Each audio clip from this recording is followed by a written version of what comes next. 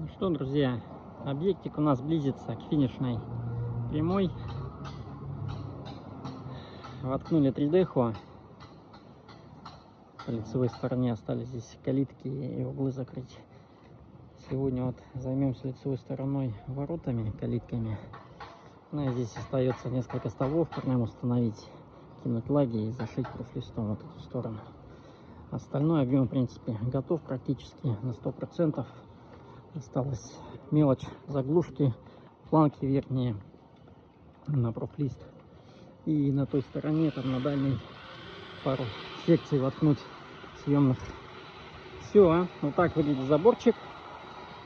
Профлист, цвет дерева. Все красиво, симпатично. Столбы выделены у нас, чтобы визуально это смотрелось поинтереснее.